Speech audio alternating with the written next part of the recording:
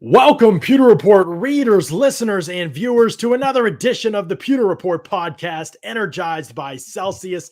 I am John Ledyard from pewterreport.com. With me is Scott Reynolds, also from pewterreport.com. It is a victory Monday for the Tampa Bay Buccaneers, Scott, because they defeated the Philadelphia Eagles 31-15, and it wasn't that close either.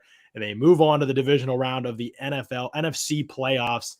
Just like we predicted, basically, right, Scott? I mean, we thought they'd be here. We didn't have a loss of belief because that's true. The roster is hurt. Right.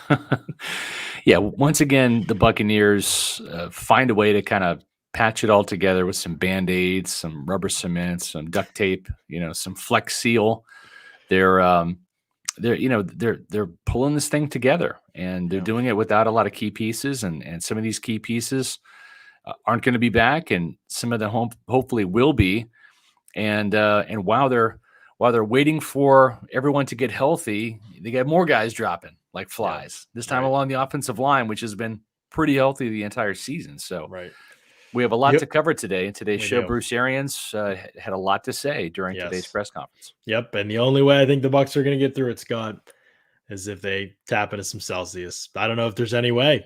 Yeah. Celsius powers active lives every day with essential functional energy. Celsius energy drinks, folks. A variety of awesome flavors is the wild berry here. No sugar, essential energy, accelerates metabolism, burns body fat. It's great stuff. It's great for you. It gives you the boost you need without the crash you get from other energy drinks. John, did you have your Celsius today? I'm drinking it right now. It's sustaining me right now. I'll be continuing to drink it on the show, probably finishing it. Good on the show. I didn't have a Celsius today, and I'm feeling it. Oh, you're dragging. Yeah, exactly. And see, folks, that's the proof that once you have some Celsius, once you drink it on the regular basis, I don't drink it every day, not on the weekends, but I drink it during the week to kind of help me with my work. And once you don't drink it, boy, you feel it. I'm just telling you, it's like I make these mistakes. So today wasn't a mistake. I had some doctor appointments, and I had to. I had some swallowing tests for my throat that I had to do, and so I couldn't have any food or drink. I had to come in, and boy, I'm wishing this can wasn't empty. I wish this wasn't a prompt.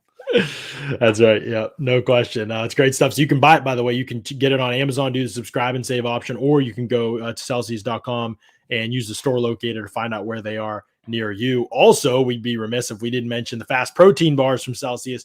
These are the best tasting protein bars out there, folks. Just going to tell you straight up. Right now, you can get them 20% off the white chocolate cookies and cream or the caramel peanut crunch. You can get them 20% off on Amazon right now. The promo code is 20FASTSTART. Type in that promo code in the link below in the YouTube description. You can click it down there. It'll take you to where you need to go. 20FASTSTART is the promo code. And you can make sure you get 20% off these delicious protein bars. Through the end of the month. So end of the month. Take advantage right now. Stock up now. That's right. You won't be sorry you did. They're great stuff. Right. Had one today. It was awesome. All right, Scott, let's talk about this past Eagles game with the Bucs, and we will turn our attention forward just a little bit and talk about some of the elements of this. But first, let's focus on the injuries coming out of this game. Talking to Bruce Arians today, it sounds like there's legitimate questions about whether Tristan Wirfs, Ryan Jensen, and Josh Wells are going to be able to play this Sunday against either the Rams or the Cardinals, both of whom will represent significant pass rush challenges with multiple players. Each of these teams have 3 rushers that can get home. We'll talk about those teams a little bit later, but Wirfs' injury is an ankle. I think Jensen's is an ankle. He didn't specifically say, but he said like if that thing would have to be broken, and I don't know what else he would be talking about. So for Jensen to come out, and then Wells is dealing with a quad injury, we know. So he said it was a pretty good quad injury for Wells, so they're not going to be able to know for him till the end of the week.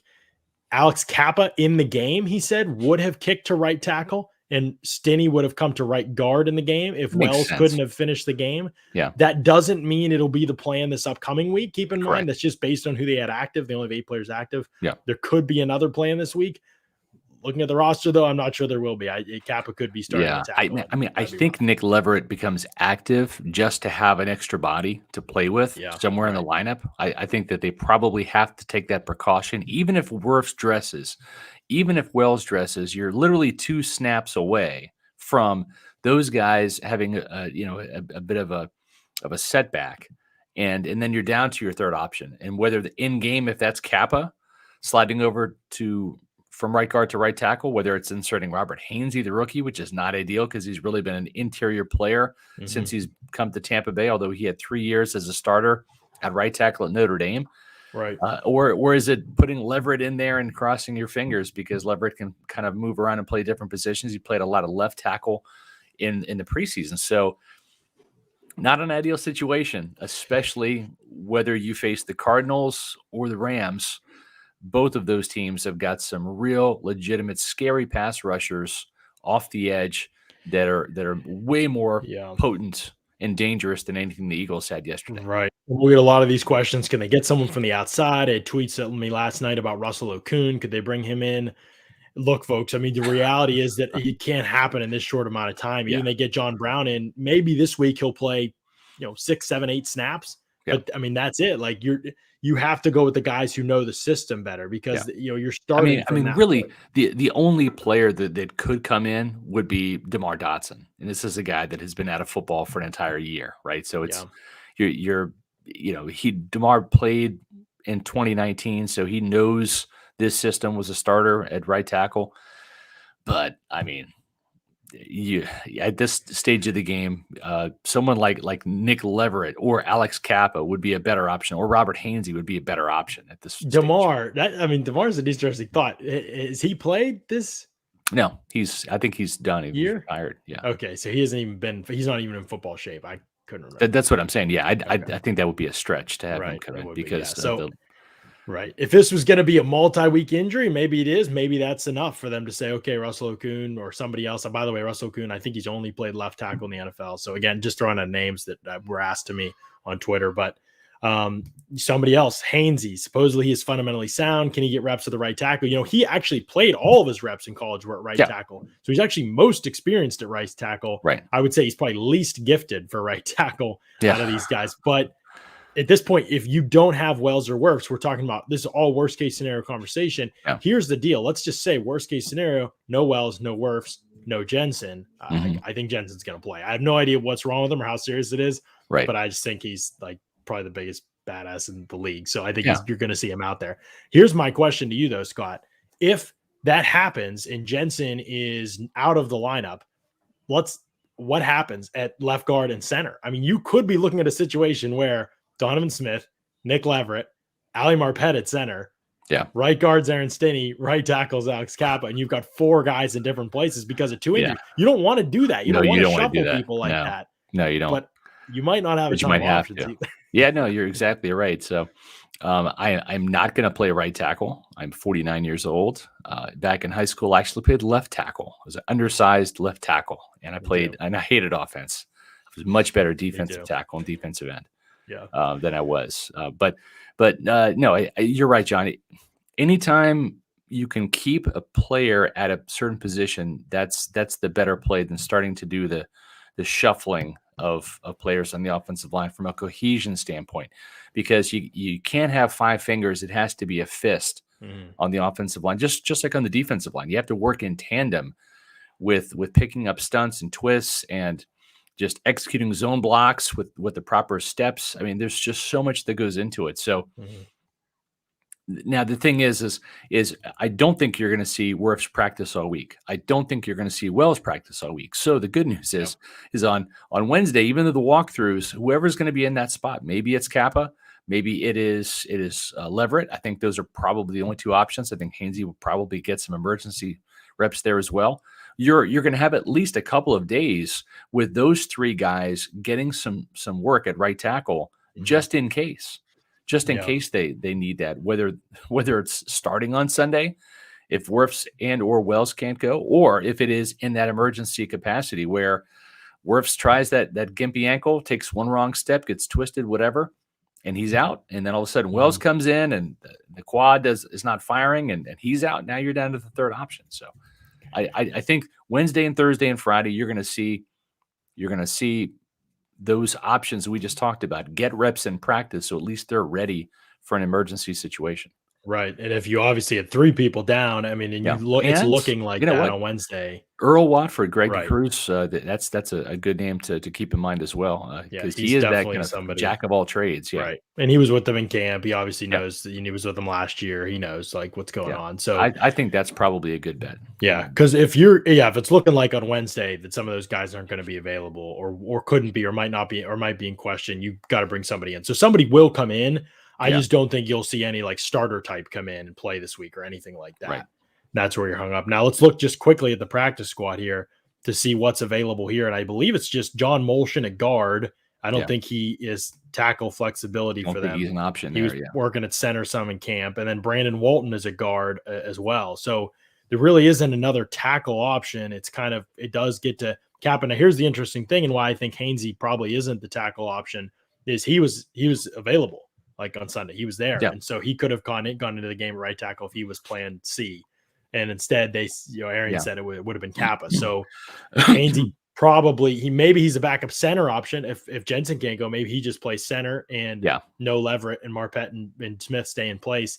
To me, that's the smart way to play it because you have Aaron Donald over. Like, well, he's going to move all over the place. And if you're playing Alex Kappa at right tackle, he's going to be at left defensive end most of the game. I can guarantee you that. So it's a challenge no matter what happens. Yeah. And you know what? I don't know if they're going to give Aaron Stinney some reps at right tackle if they were. Oh my, that would be wild. I'm just saying, but the thing is, he's played some tight end, right? So he actually has some experience on the edge. Now, when you're playing tight end as a run blocker, you mean like that jumbo package? Yeah, you're not talking about. Okay, I thought you were talking about like actual tight end. I was like, wait, when? No. I know what you're saying. Just as that kind of like Josh Wells, like Joe Haig last year would come in as that extra blocker, but that's really only in run blocking situations, right? It's not like he's doing a pass set or anything. And so, I'm just looking. It's like it's going to be interesting to see who they cross train at right tackle. Yeah, and you're going to see a 12 personnel heavy game from the Bucs if this happens. I think because they want to provide assistance, and then they also want Gronkowski to be available as a receiver. And the only way to do both those things, kind of other than putting Gronk at wideout, is to play for more 12 personnel. So it just limits you. It limits the scope of everything you can do offensively if this is the case. And we're talking worst case scenarios just in terms of trying to prepare y'all for like what that could look like. Yeah. There's a very decent chance that they get out there. And, I saw Wirfs in, drove back to grab the all-22 and looked at it. It really doesn't look bad. Like when it happens, either of the plays where like nothing looks that bad. And so Jensen's looked way worse, and he came back in the game. Obviously it could look not bad and still be bad. I obviously have no vantage point as to what his actual injury is or how that's going to progress throughout the week. We just don't know, folks. Like the reality is we just don't know. We don't know what plan C will look like at tackle. Right. We know what A and B will look like. We've never seen plan C at tackle with this team. And so we have no clue what that's going to look like, what Kappa could look like there, what Hainsey. We have no clue who the Bucs are going to play until tonight. We don't even know they're going to play. Yeah. But if I'm the Bucs, Scott, I'm just being straight up honest. Like if I'm the Bucs, and they're not going to say this, obviously, I'd rather play the Cardinals because they're going to blitz you more for sure. Yep. So your communication is going to be a challenge. I mean, but the Rams are going to blitz too. They're not like the blitz heaviest team, but they'll blitz a plenty if you got backups in there. You're going to run into that problem no matter what. Yep. But I'm just straight up not trying to play Aaron Donald. Like, I agree. I'm not trying to play with everybody, but I take my chances with Marcus Golden and JJ Watt, right? If Watt comes back, then you're looking at that type of pressure off the left side of the defense, the right side of the offense right there. Chandler Jones is going to go up against Donovan Smith. So in both of those guys, Jones and Marcus Golden are double-digit sackers. So the Cardinals are a formidable bunch. And what's interesting is if they can get past the Rams tonight, that would be a quite impressive road warrior stretch, because as it stands right now, the Cardinals are 8-1 on the road, and they're 3-5, an absolute shitty 3-5 at home. I mean, just terrible at home. They're awful. But man, you put this team on the road, look out, they've actually won a game at Los Angeles. And so if they were to beat the Rams, I mean, that would be a formidable opponent coming in here, just given the fact they would be 9-1 on the road. Yeah, I've never heard of a 9-1 team on the road before. I honestly haven't either. Joey Sal says JJ Watt was just activated. He is back for the Cards. Yeah, we got that, Joey, because we saw JJ Watt's hype video for himself this morning.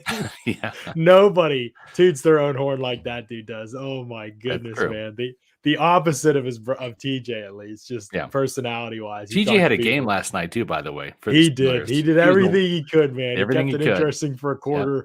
He and Hayward basically by themselves. Yeah, if he would have just covered the fat man tight end, he wouldn't have given up that. He would have just played quarterback and wide out and it's true, coached and all of it. Yeah, no, it could have worked out. But no, I think that this is very difficult now for the Bucs offense, Scott. Like, just reality is at some point you start to sputter because it could be Brady, Gronk. Even if these guys play, they're not going to be 100%. Going up against Donald and Von Miller and Leonard Floyd, that's really tough sledding, man. Like that's a very tough draws if that happens and the Rams win, which I do think they will win tonight. That's going to be a huge challenge for the Bucs to overcome because those are elite players. And frankly, even if you had the options in the passing game to be able to do more things, you could circumvent it. But you don't really. I mean, you have downfield vertical threats in Rashad Perryman and Scotty Miller and to some degree Mike Evans, although obviously he's proven to be more versatile in that. And you're just not going to have time to get to those. Yeah, you're exactly right. So it changes so much of what you do in a week. You have to adjust for it. Just got a notification from somebody who's in the know. I don't think they're going to be bringing back Earl Watford. So just got a notification of that. Wow, you checked out. Look at you checking in on that quick. So it might not be Earl. We're on it. Maybe somebody else. We'll see. Appreciate the $5 super chat here from William. If Wirfs, Jensen, and Wells don't play, this game is going to be like the second Saints game, no matter who we play. Is that the second Saints game, the 9-0 or the 38-3? Well, yeah, it's either one, really. But I think, William, to your point, they have a week to figure things out, right? When that Saints game occurred, I mean, when you lose Chris Godwin, you lose Mike Evans, right? I mean, way harder in game. Leonard Fournette, they were dropping like flies. It's really hard. It's hard enough for coaches to make adjustments with everybody healthy on the fly, offensively and defensively at any level. I mean, it was hard to do that at the Pop Warner level when I was doing it as a defensive coordinator. It's hard to do at the college level, high school, pro. It just is. And then you factor in, we want to do this. Crap, we don't have this guy. Wait a minute.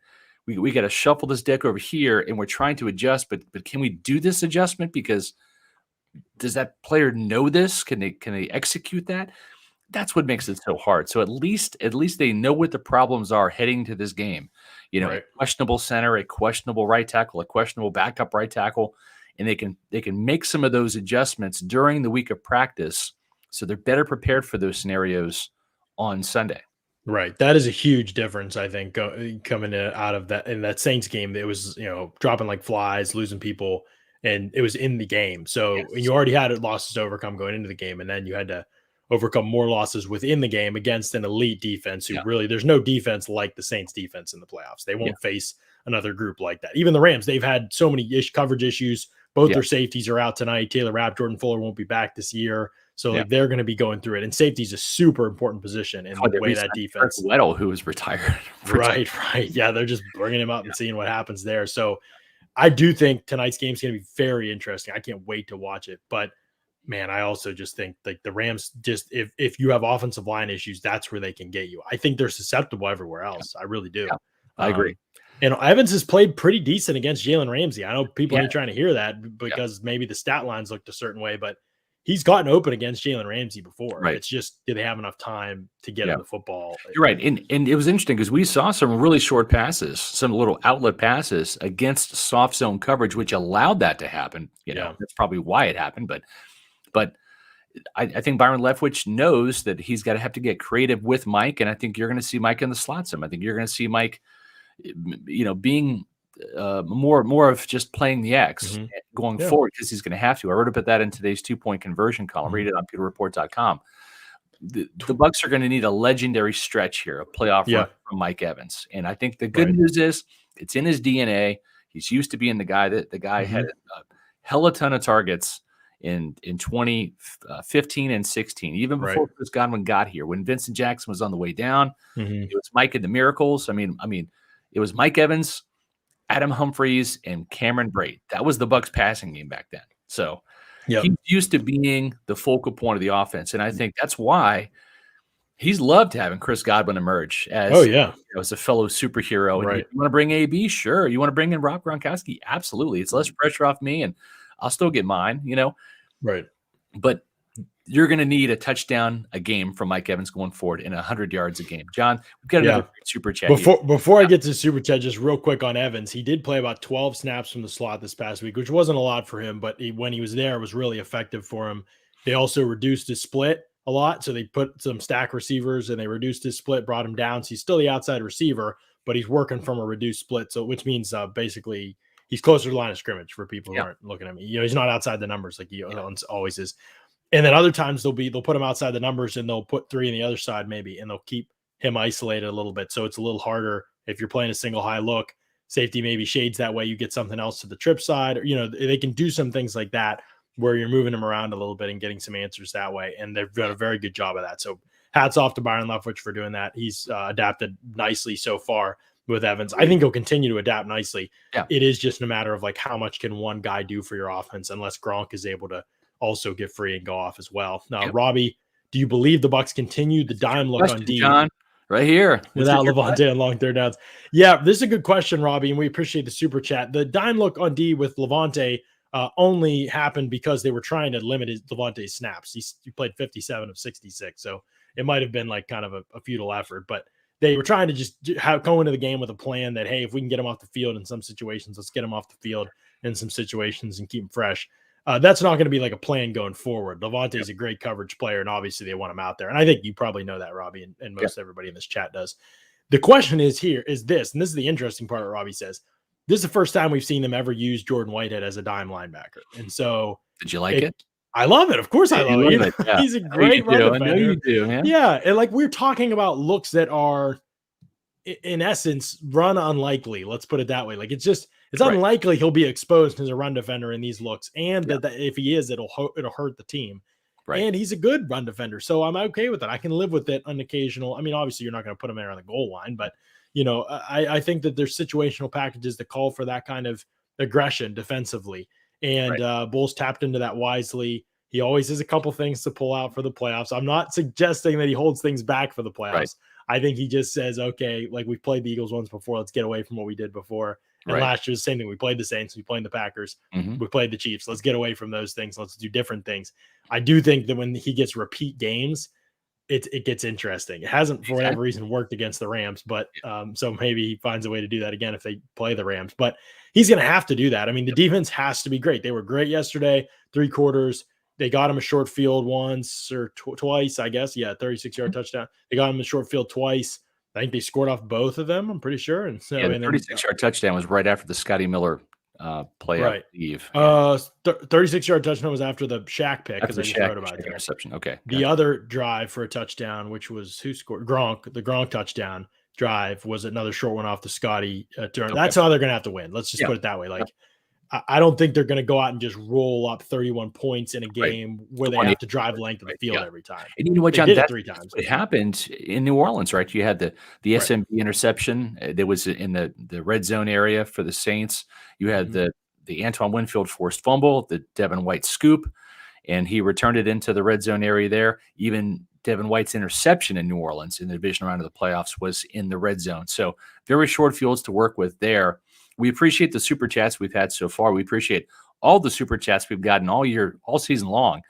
And we have some people that aren't signed up for YouTube, so they want to donate, but they just don't have the means to do the super chat. And for those people, for anybody, you can donate today at pewterreport.com by going to pewterreport.com/donation. When you go there, you'll have the option to do one of 2 things. You can either be a one-time donor if you want to give us an internet tip, if you will. This is your way to kind of put some money in the tip jar for a job well done for the Pewter Report staff. If you like these podcasts or our content on pewterreport.com, we can do a donation for as low as $10 or more if you're more generous. And you can also sign up to be a monthly donor for as little as $3 a month. $3 a month. We also have a $5 option and a $9 option. So great ways to give and show thanks to the Pewter Report staff. If you like these podcasts, if you like our content on pewterreport.com. So just another way to do that in addition to the super chats. John, it is that time for roll call. I'm going to give you a topic today because I've been thinking about this all day, and I want your take on this. I wrote about it a little bit in the 2-point conversion, but I want your take on this. So I think you're in agreement with myself. We talked about it a little bit, so I know you are. But the 5 defensive backs that were on the field yesterday, right? Jamel Dean, who had a fantastic game. Bruce Arians said it was probably his best game as a Buccaneer. I agreed. Said it on the podcast last night. Yeah. Carlton Davis at the outside corner. Mike Edwards played a little bit of slot, but was also the safety. Antoine Winfield played a lot in the slot in place of Sean Murphy-Bunting, and then you had Jordan Whitehead.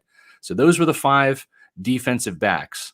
I think they should stay with that look. I know Sean Murphy-Bunting didn't play due to a hamstring injury. Even if he's healthy, I think the 5 defensive backs we saw should be the way going forward, just because of Edwards and Whitehead and Winfield's playmaking ability. But whether it's Cooper Kupp from the Rams or Christian Kirk for the Cardinals, talk about the slot matchup with either one of those guys.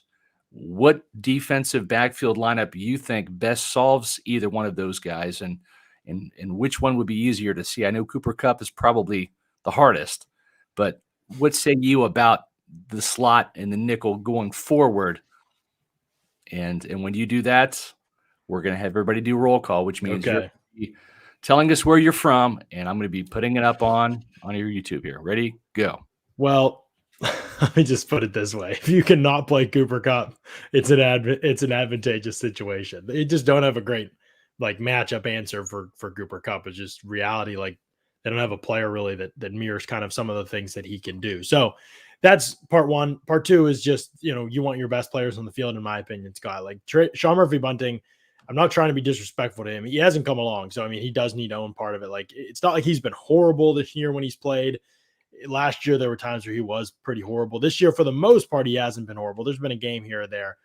But you want him, I think, out of the lineup if you can. Now, here's the thing. We're not just talking about Mike Edwards or Sean Murphy-Bunting, right, Scott. We're talking about Sean Murphy-Bunting or Jamel Dean. That's how the Bucs see it.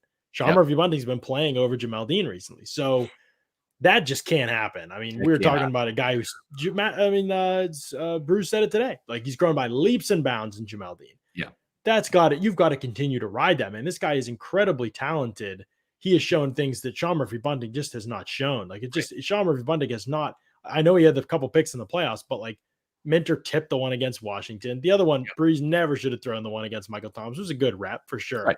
The Packers one, it's a good play on the ball. Did he hold a little bit? Maybe we'll never. We'll never tell Packers fans whether he held or not. Anyway, all that to say is that Dean has played way better for more consistent stretches than SMB ever has in his career. Dean needs to be playing over Sean Murphy-Bunting. That shouldn't even be a conversation, but I think it is a conversation for their coaches. The other part of it is then what happens in nickel.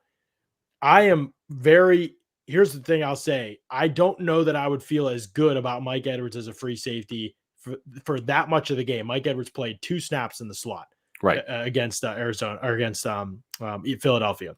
Mm-hmm. In that matchup, that was great. That was perfect. Right. They're not going to have the Bulls are saying they're not going to have time. They're not going to have the capacity. We're going to blitz them a ton. We're going to make the ball come out quick, all those kind of things.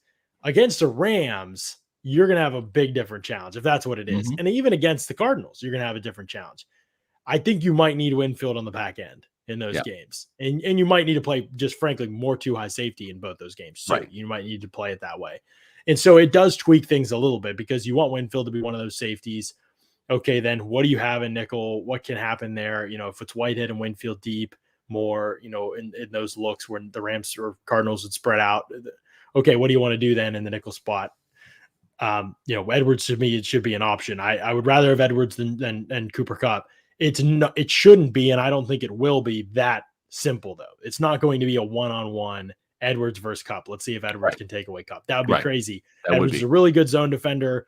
The Bucs haven't used him a ton in man in his career. He's mostly played safety. And John, to your point, we saw Jalen Hurts being wildly inaccurate on his deep shots when he took them. One of those was to a wide open Quez Watkins who blew right by Mike Edwards in coverage. And Quez Watkins, one of the faster players in the NFL, he had 4 or 5 steps at the end of that play, and the ball was about 5 yards overthrown. I mean, that's a gimme touchdown in the fourth quarter. If Watkins, can catch up to, or if Jalen Hurts' throw was on and that was Edwards in coverage. That was Edwards in coverage. Yeah. And we talked about that going into the game. We said if Quez Watkins and Mike Edwards get matched up in man coverage, yikes. And obviously, I don't know if Edwards was in the slot on that rep or not. Like I said, he was only on the slot for 2 reps. Right. But wherever he is in the field, the speed is one of the concerns. And nobody has completed more deep balls in the league this year, I believe, than the Rams.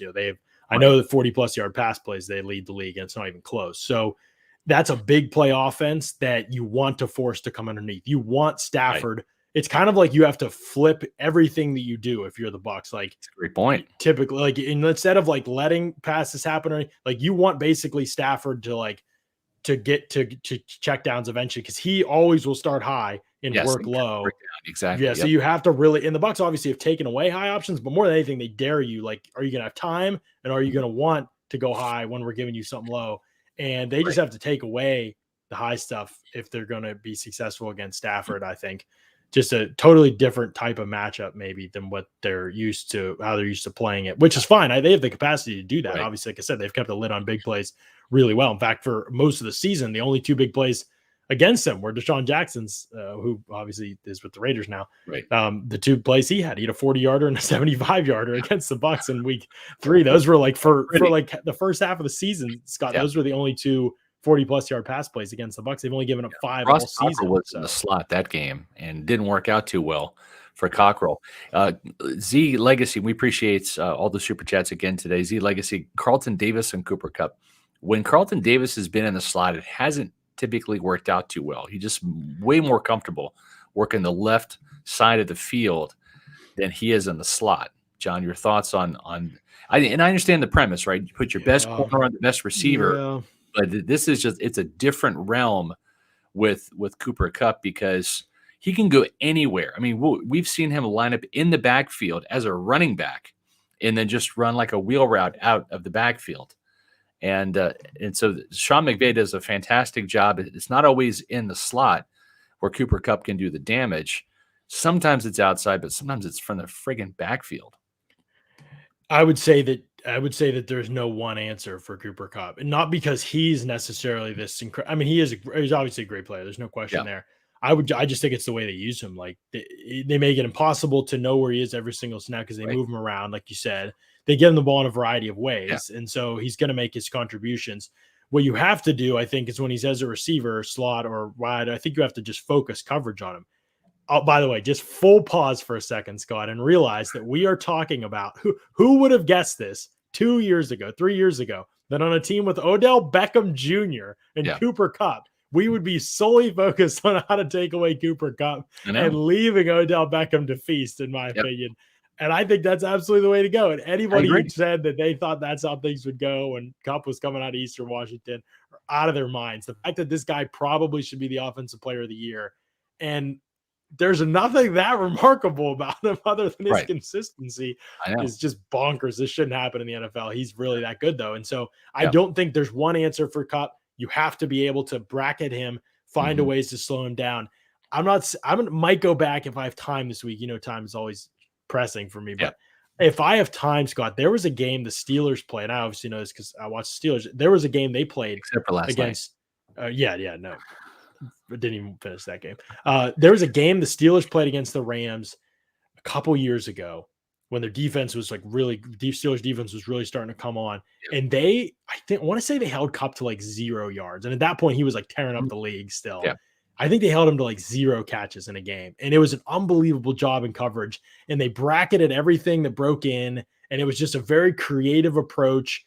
And I think some teams replicated that year and like had some success. And I don't know if Sean McVay changed something or whatever, but I might have to go back and look at that game. It was like the most unbelievable job, and they targeted him a ton, and they just couldn't get anything. He was just blanketed all game long, and it wasn't like one guy covering him at all. It was just a group effort.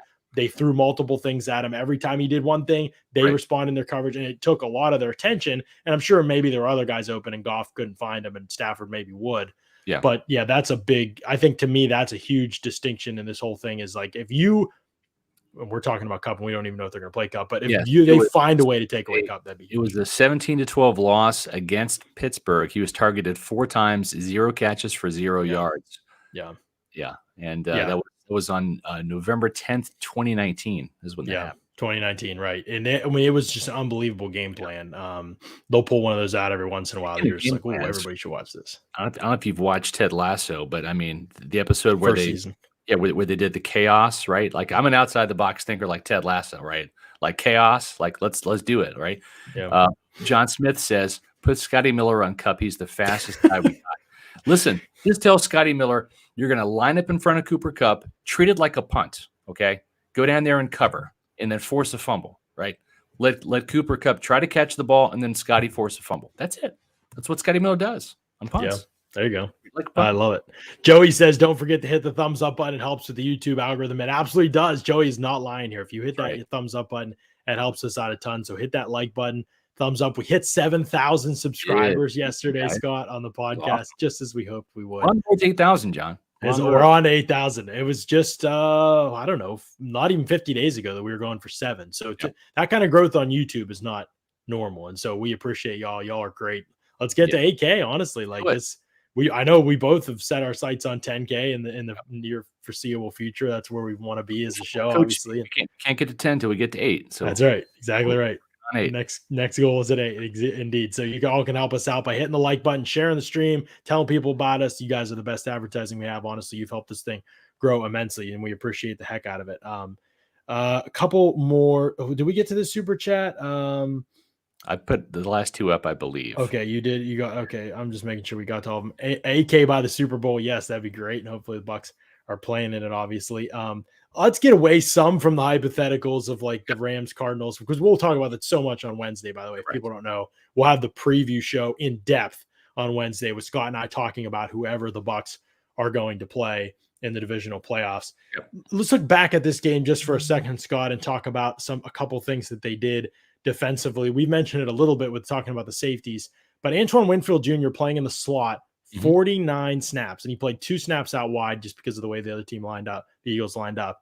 He played a lot of snaps at the line of scrimmage. He blitzed like 8 times. He had 4 pressures in this game. I believe he led the Bucs in pressures in this game. His usage was totally unique. It showed how great of a player he is. I don't say good. I say he's a great player, in my opinion, Antoine Winfield. Like, he just is. You can't find many players in the NFL who just never mess up. Like, they don't make mental mistakes. They can fill any role. They can change what they do. They can play man. They can play zone. They can make plays on the ball. He tackles and run defense. He blitzes. He finds the football. He works through trash. There's just not really a weakness to it. I mean, his only weakness is that he's not big. And so sometimes he'll miss tackles because he's not big. Guys moving that are bigger than him at full speed, the science of things. But this was just another kind of step in realizing that Antoine Winfield is going to be a legitimately great player for the Bucs. He's going to be a Pro Bowler next year. What he needs in this game coming up here is a splash play, right? He had one last year as a rookie, that big fumble. Right? Yeah. I mean, he needs. I'm not even saying like he has to go up and moss a receiver like he did in the Colts game, but that would help. But he, as a rookie, he had the huge forced fumble on Jared Cook in that Saints game. That was the turning point moment. Devin White picked it up, and the Bucs ended up scoring a touchdown, and we got some points on that drive to help win. That was a big signature moment for him. The sack yesterday, almost had 2 sacks in that game. And I love what Todd Bowles did. Bowles said, we're going to blitz Jalen Hurts, but we're going to do it in a different kind of unconventional way. We're going to bring pressure from the outside. And if you looked at Bowles, he likes to bring pressure up the middle early, and then late we'll bring pressure from the outside. Go back to that Falcons game in week 2, where both of those interceptions occurred with him blitzing from the outside. And he kind of flipped the script in this game. He blitzed Dean and he blitzed Winfield early to keep Jalen Hurts in the pocket, because he's such a good athlete, John, that you want to set the edge with JPP and Shaq Barrett. And it's like they did. But then when you blitz Dean and Winfield, you're setting another edge, right? Like another perimeter, if you will. and you're forcing Hurts to either make a play in the pocket by throwing the ball or scrambling up the middle where he's running into defensive linemen, he's running into stunting ends, he's running into your linebackers, he's running into Jordan Whitehead. And so I think that was a brilliant game plan by him to set the edge early with the outside blitzes. Then once the Bucs had the lead, then he brought Devin White up the middle. White had 3 quarterback hits, including a pass breakup from coming in the middle of the field. And I just thought it was a great way to use Antoine Winfield from the slot as a blitzer in this game. 20 players played defense for the Bucs, at least one snap for the Bucs yesterday, Scott. Guess how many of those players did not pass rush at any point in the game?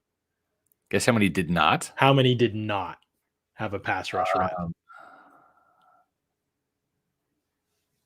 I don't know. What would you guess? Out of 20, how many would you guess 20? did not? What's that? Out of 20? Out of 20, how many would you guess did not have a pass rush rep? You mean like if Kevin Minter's in there for 5 plays, did he go after the quarterback? Yeah, anybody who played at all in the game. Like, you don't have to name who the players are, but just how many players do you think never rushed the quarterback in Sunday's game against the Eagles? I think generally speaking, you would say half didn't. Okay. 16 rushed the passer at some point. Only 4 players, Scott, did not have a pass rush rep. It gets crazier, by the way. Great. Those players were Kevin Minter, only played 4 snaps. Yeah, Ross Cockrell only played 2 snaps. Yep. And Andrew Adams only played 3 snaps. Those were 3 of the players. Right. The only guy who actually played in the game more than 5 snaps, who didn't rush at any point in the game, was Carlton Davis. He's the only dude. He was in coverage every single play. Yep. Jamel Dean had 1 rush rep. Mike Edwards had 1 rush rep. Yep. Everybody else on defense had 6 or more. Everybody. Yep. Mike Edwards, dude, like everybody was going. Like, oh wait, I'm sorry, not Mike Edwards and not Jamel Dean, but Jordan White had 6 pass rush reps. Levante David 7, Antoine Winfield 8. You know, the list goes on and on and on. All these guys rushed at some point in the game. Now let me ask you this: how many Bucs players do you think during the course of this game, out of the 20 Bucs that played, did not drop into coverage at some point in the game? I know JTS did. I know Shaq did. I know JPP did. I know Ndamukong Suh did. I know, did I say JTS? Yeah, you did. I know how many out of the 20 did not drop into coverage at any point? Steve McClendon didn't. Big Stevie got a coverage rep, Scott. He dropped. Oh my God. He dropped. The only guys who didn't, 2 of them, Anthony Nelson and Will Golston, were the only 2 that didn't drop into coverage at all. That one doesn't surprise me. That one's not as much of a surprise because 18 of 20 in coverage. Yeah. Now this is a lot of 1 reps, but Steve McClendon 1 rep, and Ndamukong Suh 1 rep, Jason Pierre-Paul 1 rep, Nacho 1 rep, Cam Gill 1 rep, Vita Vea 1 rep. And then you obviously move. Shaq Barrett only dropped twice. But again, the unpredictability of Bowles, and I'll take the L on this, I guess, because I said before the game, if I'm Bowles, I'm playing zone defense and I'm not blitzing as much. Mm-hmm. And there were definitely times where they had successful stretches where they didn't blitz and they didn't really get pressure, and it didn't matter because Hurts is bad. Well, I underestimated Hurts just being bad no matter what they did. Like, I had no solutions. But I think though, to your original premise, which I think was correct, I think all of a sudden it's 14-0, right? I think it's all of a sudden it's 17-0 at halftime. Exactly. And I think the score loosened up things for Bowles to allow him to take more chances. Sure. Right? I mean, the 4th quarter, he blitzed almost every single play. Exactly. So he just was trying to 1 play end it so they could run out the clock. And so like that does fudge it. I did hear today on the Athletics football podcast, I think the Bulls blitz 40% of the time, which is right around what his season average is, which is insanely high. But now another thing to your point is, you know, when they do blitz and they drop guys, right? If you're dropping Nacho, if you're dropping Vita Vea, if you're dropping Ndamukong Suh, you're dropping those guys in the middle of the defense about 5 yards off the line of scrimmage. It's not like they're going 20 yards down the field, right? They're not a man coverage. It's a short zone drop. And John, almost if anything, especially against a mobile quarterback like Jalen Hurts, what you're doing by doing that is you're not so much taking away short crossers, right, and shallow passing routes. You're just dropping a guy that almost kind of serves as a spy, right? That's not going to give Jalen Hurts a 15-yard run and go down the middle of the field, right? You're putting an obstacle in the way that's making Jalen Hurts, if he has to step up the pocket, whether it's blitzing or whether it's pressure from Shaq Barrett and JPP or JTS off the edge or Anthony Nelson, whoever's coming off the edge, and you're forcing Jalen Hurts to step up. It's not like he gets past the initial wave of defensive tackles and then has this huge gap between the linebackers that are dropping 10, 15 yards, right, in the safeties. So I think it's kind of a genius thing against a mobile quarterback, what Bowles did, is he said, okay, if Hurts is going to get out of the pocket and escape up the middle, we're going to at least put somebody 5 yards off the line that's either going to make the tackle or is going to redirect him towards somebody else, right? Rather than just give him green grass for 10, 15 yards. Does that make sense? Yeah, no, it does make sense. And I think Bowles had the answers for this. No question. He knew what to do to overwhelm Hurts in this game. What's crazy about it from the Eagles' perspective is that their offensive line was probably better in pass protection than the Bucs' offensive line in this game. Yeah. That doesn't happen very often. And the fact that Bowles' defense was able to be successful when that was the case almost never happens, Scott. We talk about that a lot. Like if Bowles doesn't get pressure, he's usually screwed. Right. This wasn't the case. Is that an indictment on Hurts? Maybe. This isn't an Eagles podcast. The dude's in his second season. Like, he's figuring stuff out. He grew a ton this year. He has not been good in either game against the Bucs. So I know Bucs fans are going to think other games he was, and I think there's something there to work with. I don't know whether he's going to be the guy long term or not for them. But Bowles, still credit. He made Hurts look worse than anybody else has, and he did it twice. This is the game about matchups, right? I mean, there's no surprise. We've seen the Bucs struggle against the Saints. They just don't match up well against them. Look at the Cowboys. I mean, I heard so many times The Athletic, I thought Nate Tyson, Robert Mays nailed it, and that's why I bet the 49ers were going to win that game, is because I just felt like there was just a horrible matchup for the Cowboys. Defensively, they have a ton of athletes who like to take chances and gamble, and as long as they limited the amount of times Jimmy could hurt them, I felt like the 49ers were going to be successful. And Cowboys ran into a bad matchup. The Cowboys might have fared better against any other team in the NFC, to be honest, even teams that were better. But they got, and you know what? They screwed themselves too. But don't like the Bucs Rams matchup. I just don't like it. I don't like it in the trenches, and that's the thing. It's to me, it's like you saw Shaq Barrett. Shaq Barrett did not have one single stat yesterday outside of that big time interception, which was a great athletic play of him dropping in coverage. Right. All right. Lane Johnson didn't just block him. Lane Johnson absorbed him. Right. Just absorbed him. And I want to make a point there too, Scott, just about the rush reps. I don't know if you saw this, but did you see that everybody played like basically the same amount for the edge group, which means Shaq Barrett only played like 31 reps and he only rushed 20 times in the game. And a lot of those were just stand there and contain the pocket. They were very careful. They didn't want guys to get out of their lane. So I would just say it was a hard game to evaluate guys like one-on-one pass rush ability because the interior guys could go. They were letting them go. And that's why Vea tossed Kelsey a couple times. But the edge guys really were, and you saw this a couple times in the game, they were like kind of getting there, locking out, keeping their outside arm free and being able to play. If Hurts stepped up to the B gaps, they were going to follow him. If he tried to bounce outside, they were going to push him high and try and push him wide and make a throw difficult. So it was a little bit of a different game. And Nelson or Joe Drink actually played, right. JTS played like 32 snaps and JPP played like 34, Shaq 31. He had less snaps than JTS. And then Nelson played like 30. So it was basically the same thing for everybody. They all kind of split it. And I appreciate that very kind super chat, by the way. Absolutely. And I think the thing too with Shaq Barrett was if he was going to get sacks, it was going to be where he's going to get one arm out, right? Yeah, and it was a tricky game that way. Yeah, right. Yeah. And they wanted the blitzers to have the impact and the other guys to kind of contain the pocket.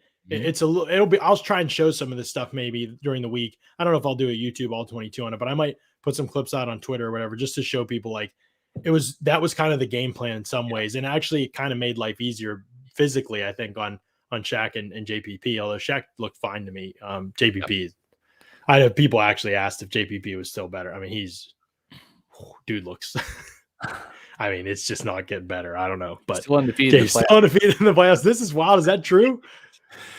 I believe so. I think it is. I'll buy it. Twice with the Giants? Did he win the Super Bowl or just once? Well, I believe just once. He was on the roster. Just the second time they won the Super Bowl. Yeah. Yeah. Wow. And then he never went back with any. But last year he won it all, and that's right. I think that's right, Joey. Wow, that's crazy. The one thing too is the reason I brought up Shaq Barrett is because he has not traditionally played well against Rob Havenstein out there for the Rams right tackle. That is just not is not a good matchup. Good point. Yeah. And sometimes size matters, sometimes it doesn't. Shaq is 6'1", 250. Yeah. Okay. He is. I've stood next to him. He's not big, yeah. About 6 foot tall. John, if you stand next to Shaq, you'll be bigger than Shaq. I think they need to switch the matchup. Like, I do too. JTS beat Whitworth a couple times last time. Remember, JPP didn't play.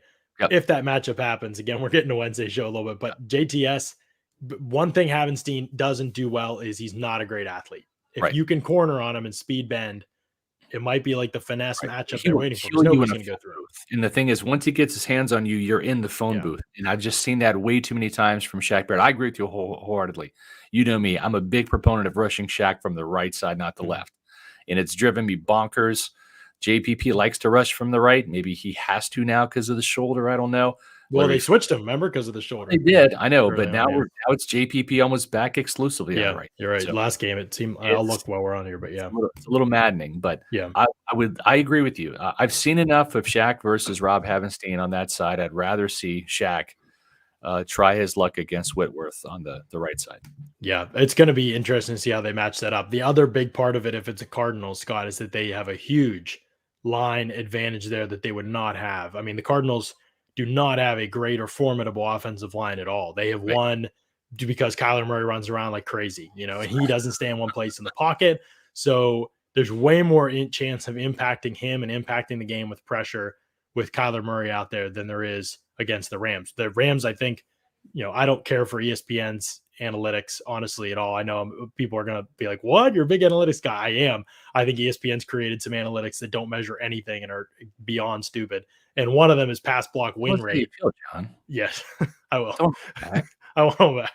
But one of them is pass block win rate. It's absolutely ridiculous statistic to me. But the Rams are so far above the field in pass block win rate. Plus, I've watched them play that I know for at least them, it probably holds true. Like they are just because of the scheme. A lot of it is they'll block with extra. Their backs protect. They do a lot of things to help the quarterback. There's a lot of 3-man routes, but their guys get open. They got good receivers and they know how to scheme it up. And so they get the ball out to their options and they will give extra protection when they need to. It's just a totally different in terms of how you're like, if you're talking about Bowles, how he wants to play. And this is why they've struggled against the Rams. I think the Rams have a lot of answers for how he likes to play. The Cardinals, I don't think they'd have those same answers, Scott. And that could be, anyway, just root for the Cardinals tonight. That's what I'd do anyway. Oh, I am too. It's going to be interesting. And Bruce Arians was asked about that today too, by the way, because he's got Steve Keim as general manager, who was his boss out there in Arizona, and obviously Mike Bidwell, the owner.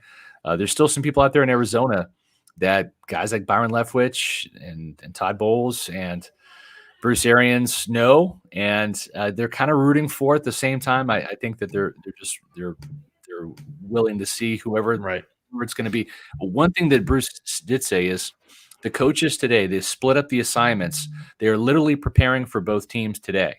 They're literally preparing 2 game plans today because the players have the day off. That's pretty wild. Tomorrow off. Well, exactly. Yes, they're literally doing double the work, split up the assignments. And then tonight after the game, we'll determine which game plan they're going to go with because it'll be which opponent they're going with. So if you're looking for options, the Buccaneers have their own. If you're looking for your own options and you want to, maybe put some put some skin in the game. And whether it's the Bucs playoff game or whether it's hockey, which is in full swing right now, or college basketball or the NBA or any of the other playoff games this weekend, do it at MyBookie. Why? Because even though it's fantasy football season and even though that's come to a close, you can keep the excitement alive with MyBookie's double deposit bonus. Having your initial deposit matched up to $1,000 is like playing every game with home field advantage. All you have to do is sign up using promo code Pewter and get your funds credited to your account instantly. So you can start placing your bets at MyBookie with the NFL postseason in full swing. There's no shortage of games to choose from at MyBookie. Everyone knows that the playoffs equal points. It's the best time of the year to hammer the overs. With every player out to make a name for themselves, the player prop bets are a great way to find an edge. MyBookie also is home to exclusive contests that can maximize your winnings and make 2022 your best year yet. Don't miss out. Double your first deposit bonus up to $1,000 by using the promo code Pewter. Place your bets. Get ready for the intensity of playoff action. Bet anything, anytime, anywhere at MyBookie. Love it. Good stuff. I got to jump off here very soon, Scott, so my wife can get to some yoga, but I got to answer this question here from Alex. $5 super chat. Alex, we really appreciate this. On the opening drive, the Bucs ran a 4-2-5 with David White and all three safeties. Do you think they'll use it more in the future? I liked it. We answered this question some earlier in the show. So you can actually, Alex, if you go back a little bit earlier, you'll hear us talk about them using Whitehead and getting David off the field. They actually used 4 safeties on a play. I believe I saw Greg Allman point this out. I actually haven't seen that yet on tape. I haven't gotten to the defensive tape a ton yet, but they used 4 safeties on a play late in the game. Obvious pass situation. Game was over. The Andrew Adams. The Andrew Adams in there. And Andrew Adams almost had a pick on the play. I think it was that play where the pick went through his hands. That would have been kind of a fun little. Andrew Adams has dropped 2 picks this year and has a pick. He's played hardly any reps too. This is how you build a team, Scott. If you're going to have backup safeties, they don't have to be good at anything else except make them ball hawks. That's right.